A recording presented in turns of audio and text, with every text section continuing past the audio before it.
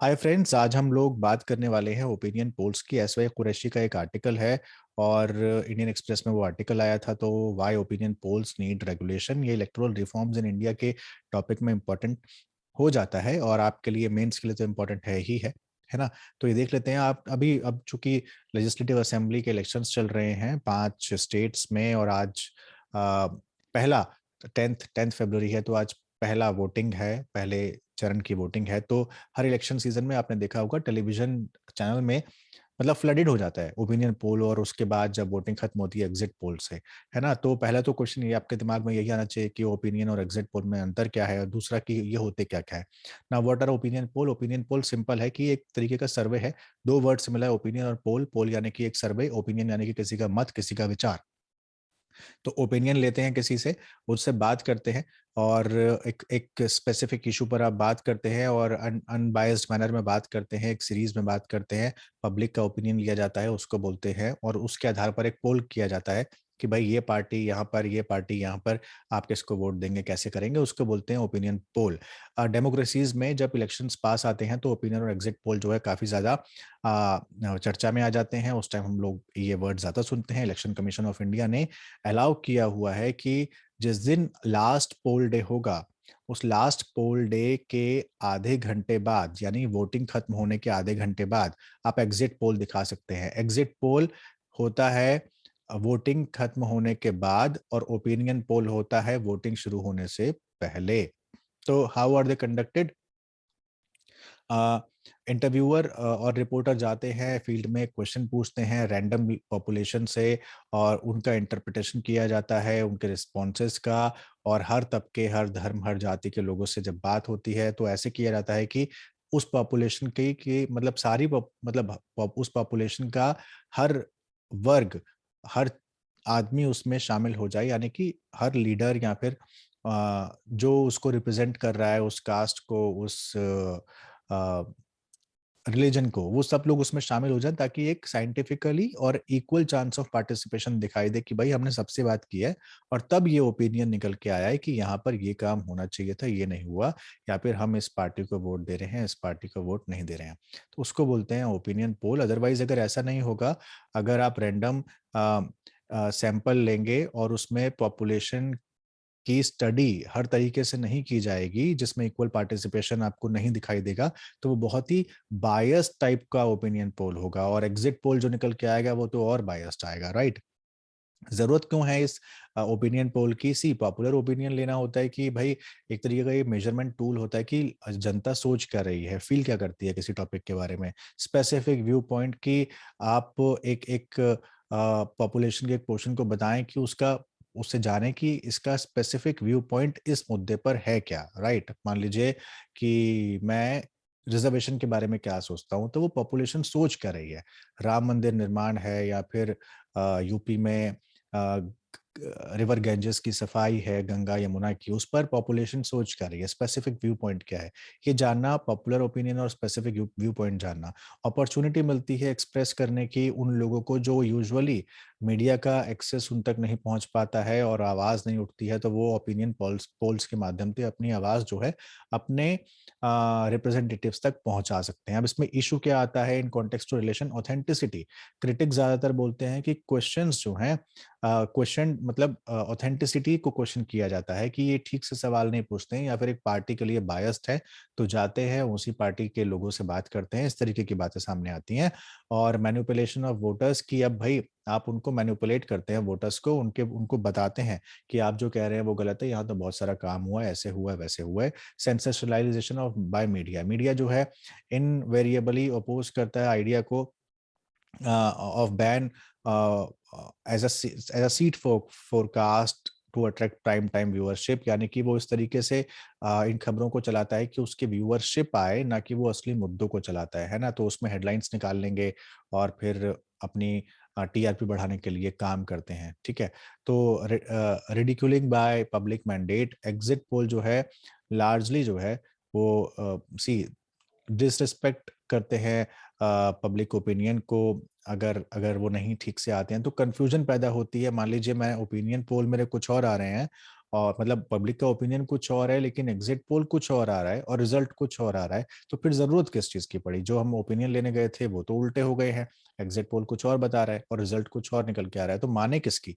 ठीक है, तो इसकी ऑथेंटिसिटी पर ही सवाल खड़ा हो जाता है कि ये फिर लिया ही क्यों जा रहा है। Correct. Now why does it persist in India? Because we have freedom of speech and expression, तो एक्सरसाइज ऑफ फ्री स्पीच है, ऑपोजिशन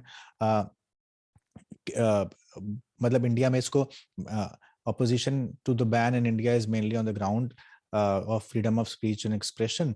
तो उसमें आर्टिकल 19 में जो है रीजनेबल रिस्ट्रिक्शन दिए हुए हैं। आप आर्टिकल 19 के तहत आपको फ्रीडम तो है ही अपने स्पीच और एक्सप्रेशन की, लेकिन एक रीजनेबल रिस्ट्रिक्शन भी लगा हुआ है कि कुछ आपको ये पावर एब्सोल्यूट नहीं है, यानी कि कुछ चीजें हैं जिन पर आप बात नहीं कर सकते, जिन पर आप सवाल नहीं उठा सकते, बाकी आप जितना मर्जी बात कर सकते हैं, बोल सकते हैं। तो exercise, it is an exercise of free speech. Now limited restriction क्या क्या इंडिया में आरपी एक्ट में दिया हुआ है कि भाई एक डिसइंफॉर्मेशन के अगेंस्ट है कि डिसइंफॉर्म नहीं कर सकते हैं आप जनता को।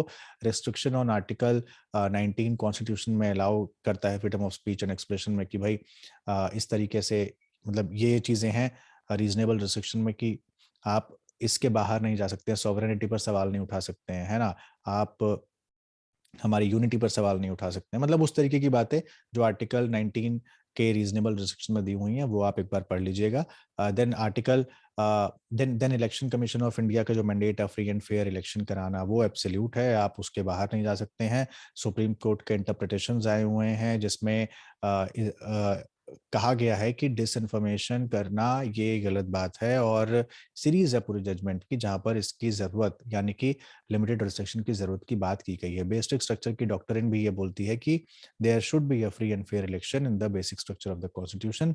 ये PUCL versus Union of India का एक जजमेंट था, नोटा जजमेंट 2013 में भी आया था, उसमें भी कहा गया था।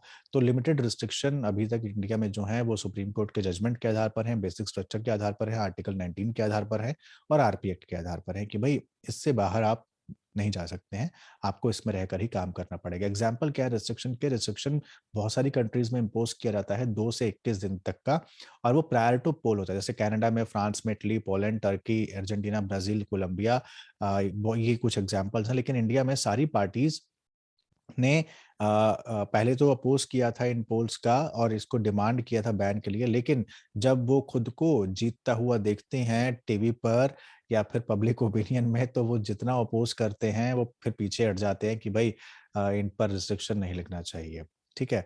Now why does election commission of India feel that opinion polls interfere with free and fair election, यानी कि एक साफ सुथरे इलेक्शंस नहीं हो पाते हैं और वो इंटरफेयर करता है ओपिनियन पोल उसके बीच में आके? बिकॉज पेड न्यूज इंडिया में बहुत ज्यादा चलती है कि भाई किसी मीडिया को आपने पैसा दिया, पॉलिटिकल पार्टी की फंडिंग हो रखी है और वो जाता है अपनी पार्टी को दिखाने के लिए कि मेरी पार्टी का कितना ज्यादा उस एरिया में डोमिनेंस है, तो वो क्या करता है दूसरों को भी उस तरीके से इन्फ्लुएंस करने लगता है, तो वो दूसरे पक्ष की खबर दिखाता ही नहीं है, ऑपोजिशन की खबर दिखाता ही नहीं है। तो there is a prevalence of paid news in India, that's why election commission ने कहा कि ये इंटरफेयर करता है free and fair election. Opacity यानी कि ओपेक नहीं है, यानी कि नॉन ट्रांसपेरेंट होते हैं ये पोल, इनमें इंफॉर्मेशन बहुत कम होती है और मेथड जो होता है वो कुछ बहुत कम लोगों के आधार पर लिया गया होता है, सैंपल साइज बहुत छोटा होता है, क्योंकि आप अब मान लीजिए किसी किसी किसी जगह पर करोड़ों लोग हैं, अब आप सबका तो सैंपल साइज ले आप सबसे तो बात करते नहीं है, और मेरी गली में मान लीजिए 10 मकान है, अब उन 10 मकान में से आप 2 का सैंपल लेके चले गए और आपने मान लिया कि 10 के 10 यही सोचते हैं, तो ये गलत है ना?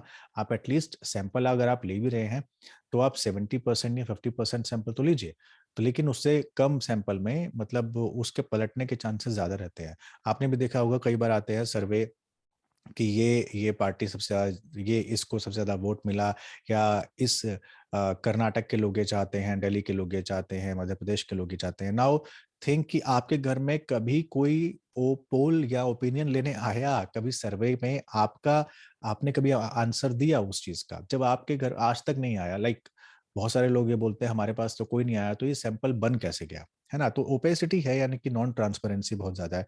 प्रोपेगेंडा होता है कि भाई कास्ट, रिलीजियस और एथनिक बायस पर एक तरीके से मतलब एक प्रोपेगेंडा के तहत ये सारे पोल्स काम करते हैं, किसी को आगे बढ़ाने के लिए डिसइन्फॉर्म करते हैं, मिस इन्फॉर्म करते हैं, अनड्यू इन्फ्लुएंस होता है, इलेक्टोरल ऑफेंस होता है, ये इस तरीके की बातें हैं। बेटिंग होती है, पोलिंग एजेंसीज मैनिपुलेट करती हैं मार्जिन ऑफ एरर को, विक्ट्री मार्जिन को, कैंडिडेट के सीट प्रोजेक्शन को।